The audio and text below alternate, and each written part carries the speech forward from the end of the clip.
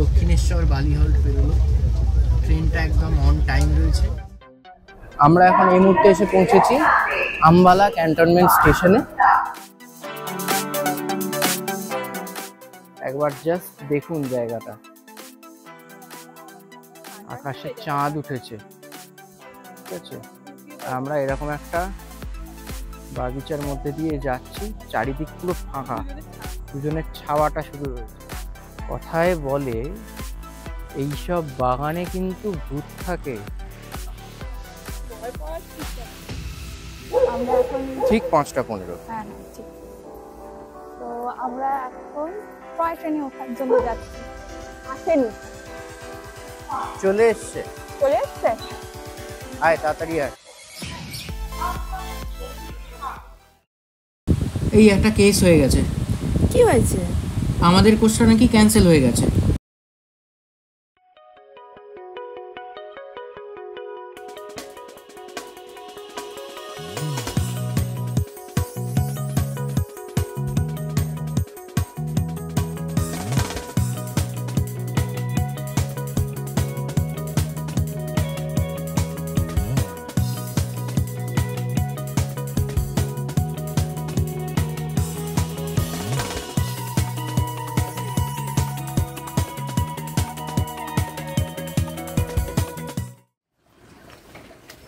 আমরা এখন টোটোতে উঠবো। টাটা, সাবধানে থাকবে। হ্যাঁ হ্যাঁ, তোমরা সাবধানে থাকবে, আমাদের চিন্তা করতে হবে না।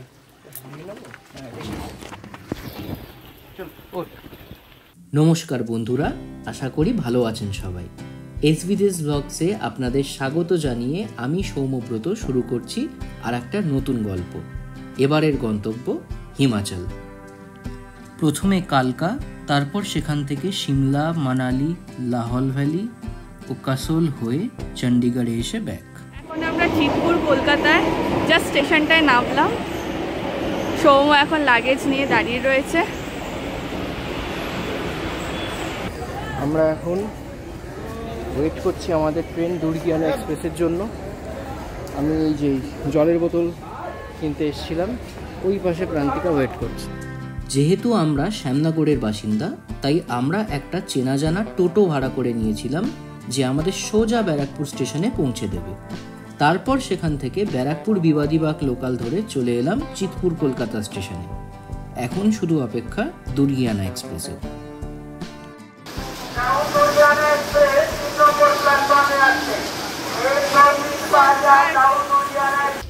আমরা এখন দুর্গিয়ানা এক্সপ্রেসে রয়েছি। দুর্গিয়ানা তার যাত্রা শুরু করে দিয়েছে। এখন ঠিক 12:11 বাজে, অন টাইমই রয়েছে ট্রেন। সৌম্য এখানে সব সেট আপ করছে, কীভাবে আমরা থাকবো, কীভাবে লাগেজগুলোকে সেট আপ করা যায় সেগুলো দেখছে।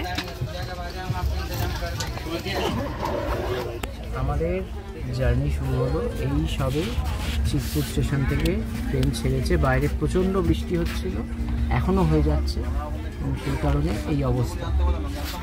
এই হচ্ছে ওয়েদার। মনটা ওই জন্য একটু খারাপ। ভাবছে বোধ হয় ওখানে গিয়ে যদি বৃষ্টি হয় পাহাড়ে গিয়ে।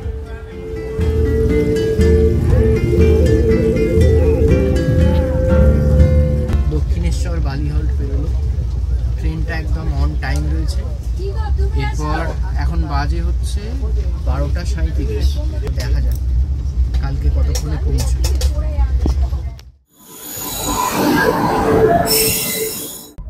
আমরা এখন এই মুহূর্তে এসে পৌঁছেছি আম্বালা ক্যান্টনমেন্ট স্টেশনে। এখান থেকে আমরা গাড়ি নিয়ে চেষ্টা করছি ডাইরেক্ট কালকায় যাওয়ার, অথবা চণ্ডীগড় হয়ে কালকায় যাওয়ার, যেটা আমাদের সুবিধা হবে, যেটা আমরা চট করে পাবো সেই হিসেবে আমরা যাব। এই লাগেজটা নিয়ে আমরা সিঁড়ি দিয়ে উঠতে পারবো না, সেই কারণে আমরা এখন চলেছি লিফটের উদ্দেশ্যে। এই আমরা লিফট থেকে উপরে উঠলাম। এবার আমরা স্টেশন থেকে বাইরে যাওয়ার রাস্তা দিয়ে হাঁটছি।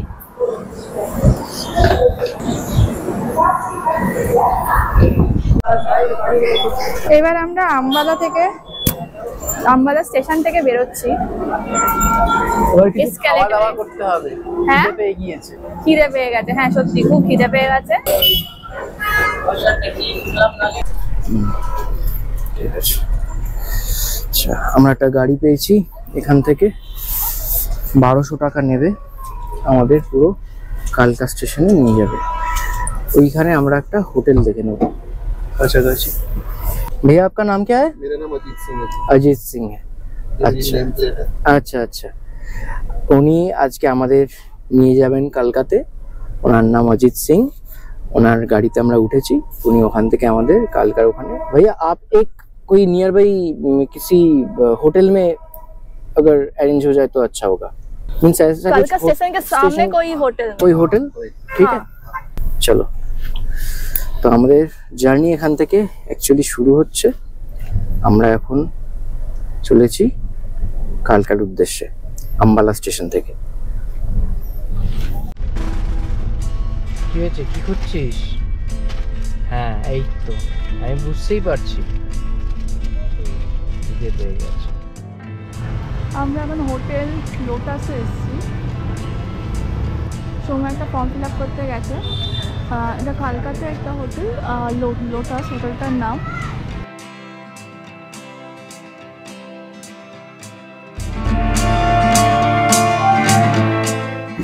আমরা এখন চলেছি পিঞ্জোর গার্ডেনের উদ্দেশ্যে। আমরা এই অটোটা নিয়েছি, যাওয়ার প্রত্যেকটা একদম পাবলিক ট্রান্সপোর্ট, এটা আমাদের 20 টাকা করে জনপ্রতি পড়েছে। আসলে প্রান্তিকার হঠাৎ ইচ্ছে হলো যে পিঞ্জোর গার্ডেন ঘুরে দেখবে, ব্যাস যেমন ভাবা তেমন কাজ। আমরা এখন এসেছি পিঞ্জোর গার্ডেন, তাই তো? এখানে রাত্রেবেলাটাই নাকি ভালো লাগে বেশি, কারণ হচ্ছে লাইটিংটা, মানে এখানকার লোকাল লোকরা বলছে কি যে লাইটিংটা দেখার মতো। এই তো এইখানে একটা ম্যাপ দেওয়া আছে এই গার্ডেনটার। 2 टिकट कब तक खुला है? 8:30, ঠিক আছে। আমরা ওই বুথ থেকে টিকিট কাটলাম, ওখান থেকে টিকিট আমাদের নিয়েছে জনপ্রতি 25 টাকা করে, দুজনের 50 টাকা। এবার দেখা যাক ভেতরে কি আছে।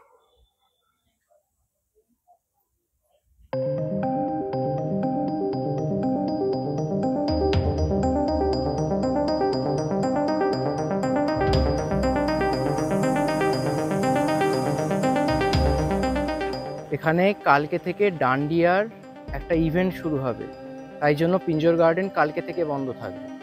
কালকা থেকে 20 মিনিট দূরত্বে অবস্থিত হরিয়ানার পিঞ্জোর শহরে নির্মিত এই বাগানটি 17 শতকে মুঘল আর্কিটেকচারের আদলে বানানো হয়। আমরা এখন এসেছি পিঞ্জোর গার্ডেনের ভেতরে। এই জায়গাটা, এটা হচ্ছে শীষ মহল বলে। এই শীষ মহলের মধ্যে আমরা ঢুকবো, আর এইটা হচ্ছে শীষ মহলের বাইরের জায়গাটা। এই জায়গাটা এত সুন্দর লাগছে, এই জলটা এখান থেকে পুরো, ওইখান থেকে একটা ফাউন্টেন রয়েছে, ফাউন্টেন হয়ে জলটা এরকম ভাবে আসছে। অসাধারণ জায়গা। এই পাশগুলো খুব সুন্দর করে আলো দিয়ে সাজানো। ও পাশে আগে দেখি কি আছে।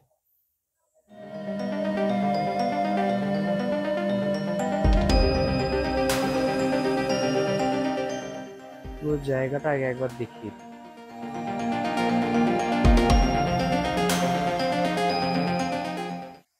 আচ্ছা বলে রাখি, এইদিকে একবার যদি ভিউটা আপনারা দেখেন, এইটা কিন্তু হচ্ছে শীষ মহল বা গ্লাস প্যালেস, যেটা ওখানে লেখা ছিল। আর এই পাশের যে ভিউটা, এইটা হচ্ছে রংমহল। এরপর ওপাশে আছে জলমহল, ওই যে ওইদিকে লেখা রয়েছে, সাইনেজ দেওয়া আছে জলমহল। এই হচ্ছে রংমহলের ভেতর দিকটা। এই রংমহলের ভেতর থেকে পুরো জলমহলটাকে দেখা যায়। দেখাচ্ছি আপনাদের, একবার জাস্ট দেখুন জায়গাটা। এইটা পুরোটা হচ্ছে জলমহল। ভালো, মানে যে কোনো ডান্স বা নাচ খুব ভালোভাবে শিখতে পারে। খুব সুন্দর জায়গাটা। এরপর আমরা জলমহলে এরপরে আমরা যাচ্ছি জলমহলে। প্রান্তিকা খুব এক্সাইটেড। হ্যাঁ, জলমহল দেখার জন্য মনে হচ্ছে ভূগর্ভে প্রবেশ করছি। আচ্ছা বলে রাখি, দুদিক দিয়ে নামার রাস্তা আছে। এই পাশ দিয়ে একটা এরকম ভাবে ঘুরে, এই যে এই রাস্তাটা, আর একটা এই দিক দিয়ে এই যে একটা নিচে নামার সিঁড়ি, আর একটা আছে হচ্ছে ওই পাশ দিয়েও ঠিক এইরকম যেরকম ঘুরে নামছে ওই রকম একটা রাস্তা আছে। প্রান্তিকার ভালো লেগেছে এই ঘুরে নামার জায়গাটা, ওই জন্য ও বলেছে আমরা ঘুরেই নামবো। তো দেখি আমরা ঘুরেই নামি। দিনের বেলায় যদি এখানে আসতাম তাহলে হয়তো বার্ড ফটোগ্রাফি করা যেত। এখন এখানে শুধুই অন্ধকার, তবে জঙ্গলটা কিন্তু দারুণ। আচ্ছা, যাদবেন্দ্র গার্ডেন্স পিঞ্জোর, এখানে বোধহয় অনলাইন বুকিং। আচ্ছা, এটা থাকার জায়গা আছে এখানে। আচ্ছা আচ্ছা, best arrangement for marriage or Kitty parties. এখানকার অলংকৃত প্রবেশদ্বার, জলাধার, শ্বেতপাথরের ওপর ফুলপাতার নকশা ও সামঞ্জস্যপূর্ণ সিমেট্রিক্যাল ডিজাইন, যা ইসলামিক মতে স্বর্গের প্রতীক, এই বৈশিষ্ট্যগুলি মুঘল আর্কিটেকচারের প্রমাণ দেয়। বাহ, এপাশে পুরো দিকটা জল। আমরা বরং এই পাশ দিয়ে ঘুরি, এরকম ভাবে ঘুরে দেখি জায়গাটা কিরকম। বলা হয় বাদশাহ ঔরঙ্গজেবের এক আত্মীয় সম্রাট ফিদাই খান কোকা এই বাগানটি তৈরি করেন ও পরে রাজা যাদবেন্দ্র সিং এই বাগানটি সংস্কার করেন। তাই পরবর্তীকালে তার নামেই বাগানটির নাম হয় যাদবেন্দ্র গার্ডেন। আমরা এখন জলমহলের ভেতরে রয়েছি। তবে জলমহল জায়গাটা খুবই ভালো লাগলো, অনেকটা বড়। মানে আগের যে কটা মহল আমরা দেখলাম, শীষ মহল, রংমহল, তার থেকে জলমহল জায়গাটা একটু বেশিই বড়। আর ওই পাশটাও বোধহয় জলমহলেরই পার্ট ছিল, আমি জানি না, অ্যাবান্ডেন্ট হয়ে পড়ে রয়েছে কোনো কারণে, ওখানে মেনটেনেন্স করেনি বা কিছু একটা হয়েছে, যার জন্য ওই জায়গাটা পুরো অন্ধকারে রয়েছে। এবং ওটার নিচেও জায়গা রয়েছে, এটা শুধু এই এই জায়গাটাই না, তার নিচেও একটা ধাপ আছে। এই দুটো ধাপ এখনো পর্যন্ত এখানে কিছু করা হয়নি, বাদ বাকি প্রত্যেকটা জায়গা জমজমাট।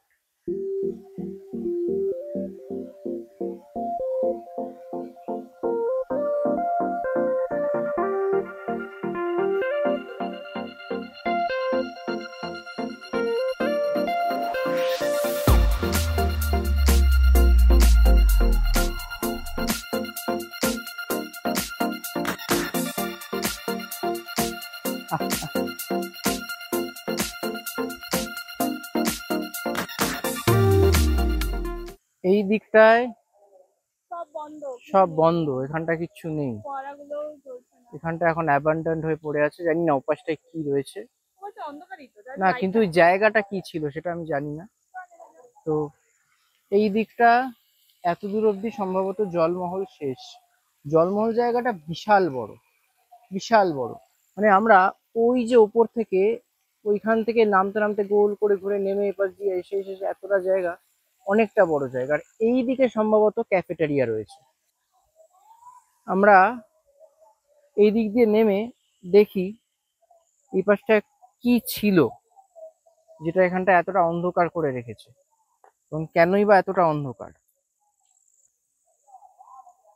আকাশে চাঁদ উঠেছে, ঠিক আছে।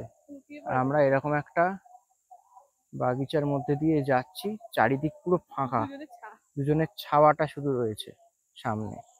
সামনে বোধ হয় না কেউ আছে, ওটা পাখির ডাক, পাখি না, পেঁচার ডাক। আচ্ছা না, এখানটাও জলমহলই ছিল, জলমহলের একটা এক্সটেন্ডেড ভার্সন। এই পাশ দিয়েও আবার নামার জায়গা ছিল, কিন্তু এখানটা এখন কিচ্ছু নেই, কিছু নেই। এই হলো জায়গাটার মোবাইলে নাইট মোডে তোলা ছবি। কথায় বলে এইসব বাগানে কিন্তু ভূত থাকে,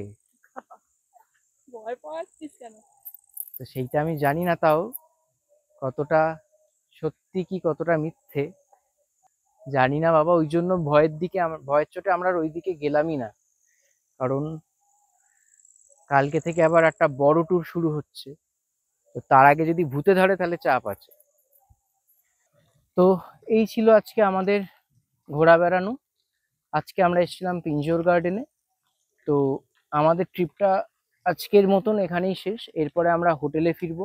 এই জায়গাটায় যদি আসতে হয় না, বিকেল থেকে সন্ধ্যের মধ্যে আসার চেষ্টা করুন, এই আলোগুলোর জন্য। এখানে লাইটিংটা এত সুন্দর এবং এই জায়গাটাকে এত সুন্দর করে সাজানো, আর মার্বেল পাথর দিয়ে বা সাদা রঙের মধ্যে যখন আলোগুলো পড়ে, জায়গাটা মানে অসাধারণ লাগে দেখতে।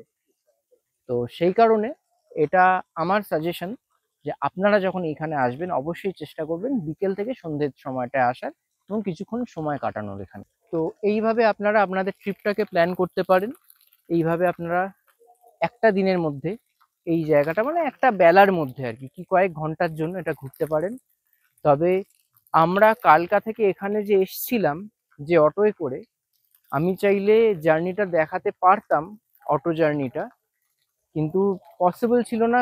তার কারণ রাস্তাটা ভীষণ মানে এবড়ো খেবড়ো।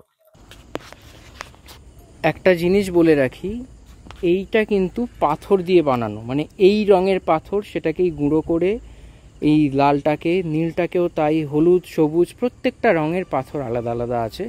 সেই পাথরগুলোর রং দিয়ে গুঁড়ো করে এই পুরো জিনিসটাকে সাজানো ডান্ডিয়া এক্সট্রাভাগেন্সা।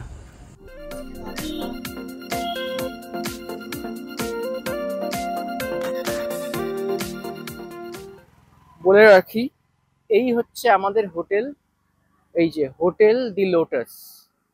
আমরা এই রুমটাতে রয়েছি, এই যে উঠেই এই পাশের যে রুমটা, এই রুমটাতে আমরা রয়েছি।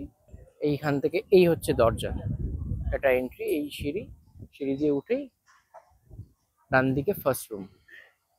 আমাদের এখানে রুম পড়েছে 1050 টাকা।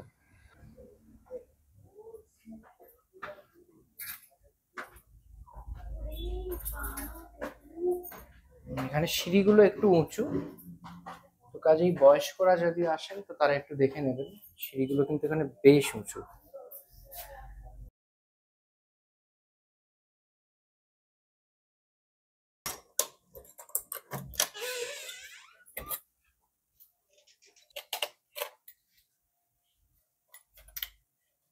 ঘরে সবকিছুই ছড়ানো ছেটানো রয়েছে, খুব স্বাভাবিক, কারণ আমরা এখন এসে আবার করে গুছবো জায়গাটা, মানে আমাদের লাগেজগুলো।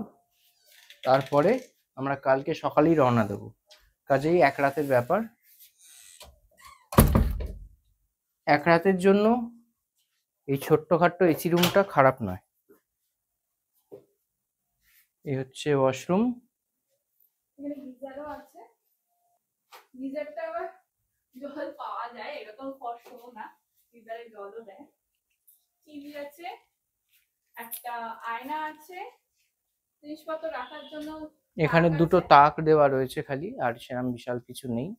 একটা বেড, যেটার মধ্যে দুটো টেবিল আছে। হ্যাঁ,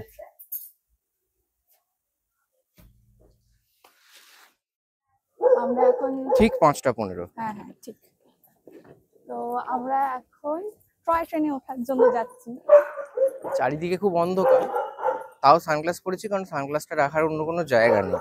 তো ট্রলি নিয়ে এই সামনেই যাব, এখানে স্টেশন, সেখানে সম্ভবত 6 নম্বর প্ল্যাটফর্ম থেকে আমাদের গাড়ি ছাড়বে শিবালিক এক্সপ্রেস।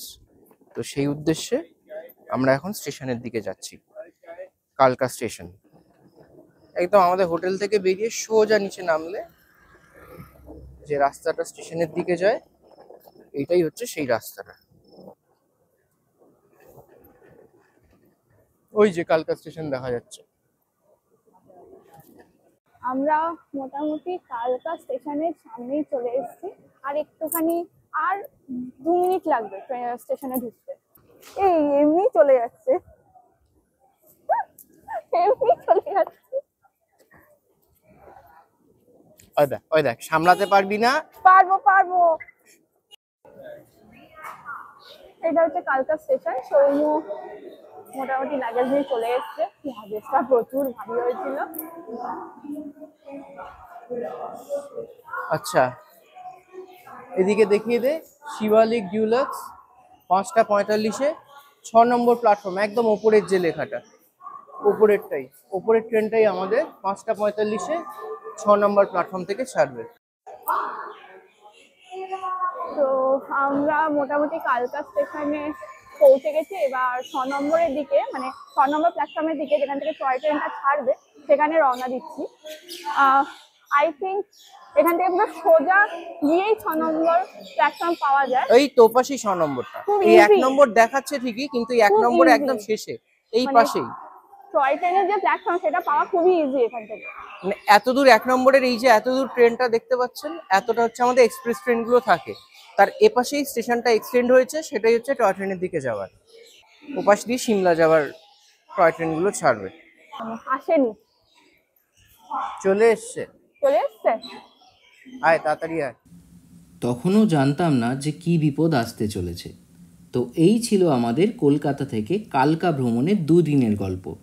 এই ভিডিওটা ভালো লেগে থাকলে লাইক করুন, শেয়ার করুন সবার সাথে, কমেন্টে জানান কেমন লাগলো, আর সাবস্ক্রাইব করতে ভুলবেন না কিন্তু, কারণ সাবস্ক্রিপশন কিন্তু ফ্রি। খুব শিগগির ফিরছি গল্পের পরবর্তী অংশ নিয়ে। ভালো থাকবেন সবাই। এই একটা কেস হয়ে গেছে। কি হয়েছে? আমাদের কোচটা নাকি ক্যান্সেল হয়ে গেছে। মানে কোচ কি করে ক্যান্সেল হয়? বলছে কোচটা নাকি ড্যামেজ হয়ে গেছে। তাহলে এখন কি হবে? জানি না, টিটি তো বলতে পারলো না। তুই একটু লাগেজ নিয়ে দাঁড়া, আমি স্টেশন মাস্টারের সাথে কথা বলে আসছি।